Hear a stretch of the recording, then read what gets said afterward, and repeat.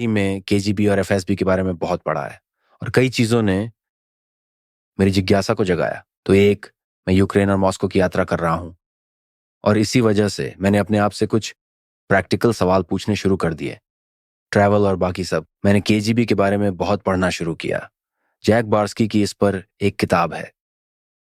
मैंने उनसे बात की और फिर आपको लगता है शायद आपने इनमें से कुछ देखा होगा।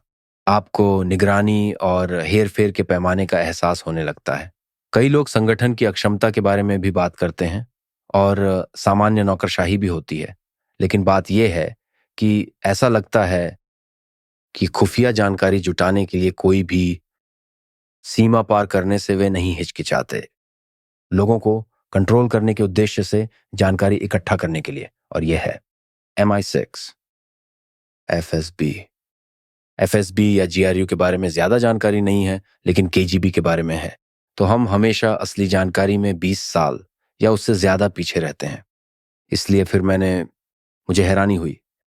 तो मुझे किसी खुफिया एजेंसी द्वारा आधिकारिक रूप से संपर्क नहीं किया गया है, लेकिन मैं सोचने लगता हूं कि क्या मुझे कोई ऐसा जानता है जो CIA या एफएसबी या कोई अन्य खुफिया एजेंसी के लिए गुप्त रूप से काम कर रहा है। हाँ, हो सकता है। क्या आपने अपने आप से यह सवाल पूछा है? हाँ, बिल्कुल। हाँ, लोग जो मेरे पॉडकास्ट पर आ चुके हैं। हाँ, बिल्कुल। क्या आपको लगता है कि वाकई कोई गेस्ट था जो हो सकता था? 100%। ओह यार, मैं कल्पना कर सकता हूँ। क्या आपको पता है? मुझे शक है। क्या आपको परवाह है?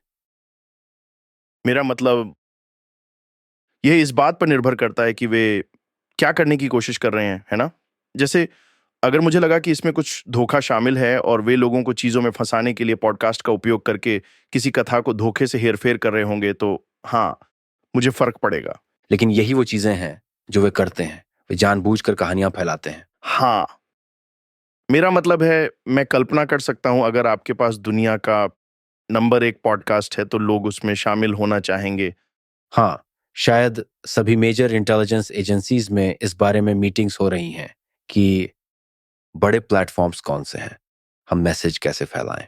हाँ, मेरा मतलब है, यही बात वास्तव में सामने आई जब हम मेरी कैंसलेशन के बारे में बात कर रहे थे कि मेनस्ट्रीम के मीडिया में इसका कोई ऑब्जेक्टिव एनालिसिस नहीं है।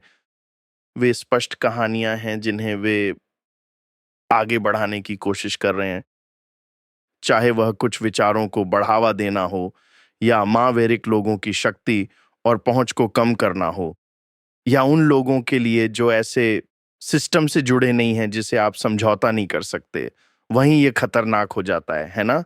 और ये खतरनाक तब हो जाता है जब किसी के पास सबसे ज्यादा पहुंच हो लेकिन वह पूरी तरह से अलग हो और पूरी तरह से हम स्वतंत्र है, स्वतंत्र सोच के सेंस में, जिसके साथ चाहे कोई भी हो सकते हैं। लेकिन फिर भी आपके दिमाग को प्रभावित किया जा सकता है। मुझे लगता है कि हर कोई एक निश्चित तरीके से प्रभावित हो सकता है। मैं निश्चित रूप से अपने दिमाग को भी प्रभावित करता हूँ। लेकिन मैं ये भी सोचने में बहुत समय बिताता हूँ कि मैं क्या सोचता हूँ। मैं सिर्फ चीज़ों को स्वीकार नहीं करता। जैसे वो यूएफओ वाली बात। जैसे मैं पहले पूरी तरह उसमें था और अब मैं सोचता हूँ यार कुछ गड़बड़ लग रही है। और फिर मैं सोच रहा हूँ क्यों? मेरे यूएफओ वाली बात से ये मेरी समस्या है। मैं चाहता हूँ कि ये सच हो। हाँ, यही मेरी समस्या है। मैं बहुत सरल इंसान हूँ। मैं चाहता हूं कि ये सच हो और ये मेरे लिए एक समस्या बन जाती है क्योंकि मुझे इस बारे में पूरी तरह से एहसास है। फिर मैं रुक कर सोचता हूं कि मेरी असल इच्छा क्या है और मैं क्यों इसे इतना चाहता हूं। और जहां यूएफओ सच्चाई का खुलासा होने की बात है, खैर ये इसलिए है क्योंकि ये बहुत मजेदार है। हाँ, ये वही बात है। तो मेरी एक गहरी इच्छा है कि ये सच हो तो मजा आएगा। मेरा मतलब है, मैंने इस बारे में बहुत से लोगों से बात की है, इसलिए जिनका डीओडी से संबंध है, और वे उन लोगों के बीच रेखाएं खींचते हैं जो झूठे हैं और जो नहीं हैं। कई लोग पब्लिक स्फीयर में हैं जिन्हें लोग कहते हैं कि वे बकवास से भरे हुए हैं। हाँ, जरूर। और आपको फर्क बताना होगा। हाँ, हाँ, CNN देखो वे बात कर रहे हैं। खैर, मेरा मतलब है वह तस्वीर भी। सबको पता लेकिन है मेरा मतलब यूएफओ के टॉपिक यूएफओ पर की बातचीत। कुछ लोग ऐसे होते हैं जो बस इसका इस्तेमाल कर रहे हैं। वास्तव में जो लोग बेकार की बातें नहीं करते वे अक्सर बहुत शांत होते हैं। ठीक है। इसलिए ही बॉब लजार की कहानी दिलचस्प है, क्योंकि वह लंबे समय तक चुप रहने की कोशिश कर रहे थे। खैर, बॉब के अनुसार वह अपनी जान को लेकर चिंतित था और इसलिए उसने इसे सार्वजनिक कर दिया। जॉर्ज नैप के साथ किए गए पहले वीडियो में उन्होंने अपनी पहचान छुपाई हाँ, और फिर उसे लगा कि यह काफी नहीं था और उसे अपनी सुरक्षा के लिए अपनी पहचान एक्सपोज करनी पड़ी, जो एक शानदार कहानी है। तो आपको लगता है कि यह इतना मजेदार लगता है कि मैं इसमें शामिल होना चाहता हूं और वहीं पर मुझे घबराहट होती है। आपको नहीं पता किस पर भरोसा करना है। बिल्कुल सही। आपको ये कैसे पता चलता है कि जीवन में किस पर भरोसा करना है? आप जो रोगन हैं, बहुत से लोग आपके करीब होना चाहते हैं। CIA एजेंट, FSB एजेंट, लोग जो मैं एक पूर्व central intelligence agency agent Mike Baker का दोस्त हूं, जो कई बार मेरे पॉडकास्ट पर आ चुके हैं। कथित रूप से पूर्व इस पर विचार करें। मुझे नहीं लगता कि वह पूर्व है। मुझे यकीन है कि उसका उससे कुछ संबंध है।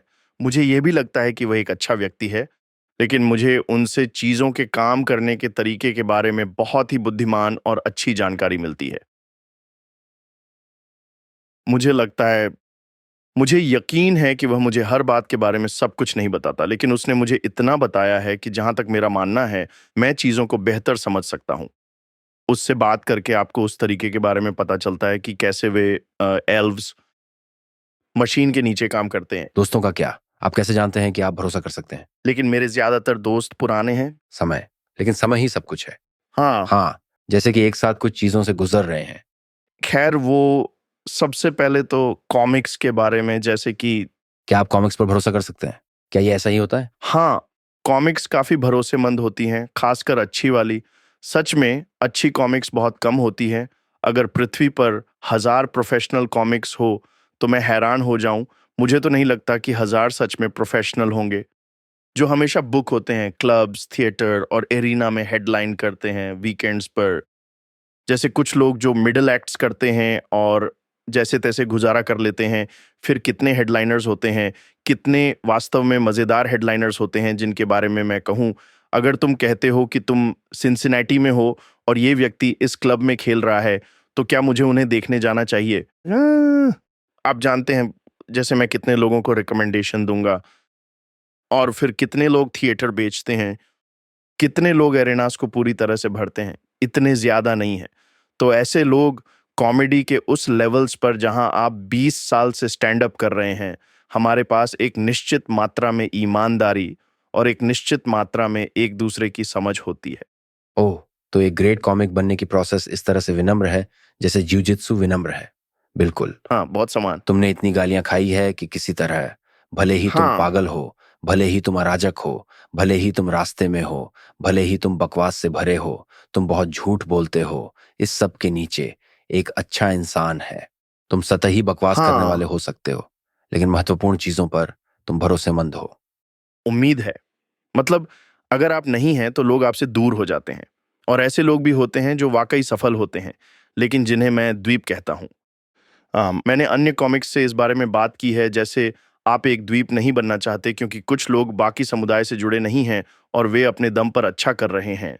आमतौर पर उनके साथ एक ओपनिंग एक्ट होता है जिसे वे हमेशा अपने साथ सड़क पर ले जाते हैं, और उनके पास कॉमेडी दोस्त नहीं होते और वे लोग दुखी हैं क्योंकि वे रिलेट नहीं कर सकते। अक्सर फेम आइसोलेटिंग होती है, बहुत। इसलिए आपको बहुत काम करना होता है और यह सुनिश्चित करना होता है कि आप आइसोलेट ना हो, क्योंकि अगर आप सफल हो जाते हैं, लोग आपसे चीजें मांगने लगते हैं हाँ। और फिर कभी कभी आप उनसे इसलिए दूर होना चाहते हैं बजाय कि उनसे जुड़ें।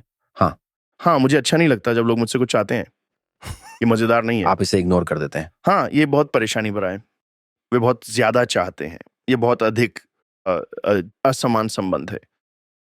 ये बहुत असंतुलित है, क्योंकि ऐसे लोग हैं जिनसे आप बता सकते हैं कि वे किसी चीज की ओर काम कर रहे हैं, वे एक उद्देश्य की ओर काम कर रहे हैं और वे आपके करीब रहना चाहते हैं क्योंकि इससे उन्हें लाभ होगा। और फिर कुछ अन्य लोग हैं जो बस हम में से बहुत ज्यादा नहीं है और इसलिए हम सभी एक साथ घूमना चाहते हैं। जैसे कि जब मैं मेरे पसंदीदा पॉडकास्ट में से एक वह है जो मैं करता हूं, जिसे प्रोटेक्ट आवर पार्क्स कहते हैं। ये एक चीज है जो मैं एरी शफीर, शेन गिलिस और मार्क नॉर्टन के साथ करता हूं। ये शानदार है। ये इतना मजेदार है क्योंकि हम पूरी तरह क्रेजी हो जाते हैं और हम बहुत सारी बातें करते हैं। जैसे पॉडकास्ट के बाद बातचीत होती है, मैं कहता हूं, अरे यार, हमें वो हिस्सा हटाना होगा। क्योंकि जैसे शेन बहुत आगे बढ़ जाएगा, वह बहुत क्रेजी हो जाएगा, लेकिन हम सिर्फ एक दूसरे को हंसा रहे हैं और ये सिर्फ मजेदार है। और असली कॉमिक्स के बीच उस तरह की दोस्ती मेरे लिए बहुत कीमती है। मुझे मार्क नॉर्मन का नॉन सेक्विटर स्टफ पसंद है। आप लोग इतना ट्रैश हो कि समझ नहीं पाते, लेकिन लिसनर को वो हंसी का कारण बनता है क्योंकि वो हमेशा पॉइंट पर रहता है। हाँ वो सच में बहुत तेज है। हाँ उसके पास मिच हेडबर्ग जैसी क्वालिटी है। हाँ, खैर वो एक डेडिकेटेड कॉमिक है, वो कॉमेडी से इतना प्यार करता है। यही एक बात है जो मुझे उसके बारे में पसंद है। हाँ वो ऐसा है, हाँ मेरी, वह उत्साहित हो जाता है। उसे ये बहुत पसंद है, शेन को भी और एरी को भी। हाँ उन्हें यह वास्तव में बहुत ही ज्यादा पसंद है और ये उन दोस्तों की तरह है जो मेरे पास हैं, और मेरे पास मार्शल आर्ट्स दोस्त भी हैं जो कुछ ऐसे हैं। और एक और चीज है जो आपको विनम्र बनाती है, कैसे जिउ जित्सु जैसी चीजें आपको विनम्र बना सकती हैं, मार्शल आर्ट्स दोस्त भी जानते हैं। वे जानते हैं कि कौन इससे गुजरा है, वे जानते हैं कि वास्तव में कौन कठिनाइयों से गुजरा है और दूसरी तरफ एक बेहतर व्यक्ति के रूप में उभरा है।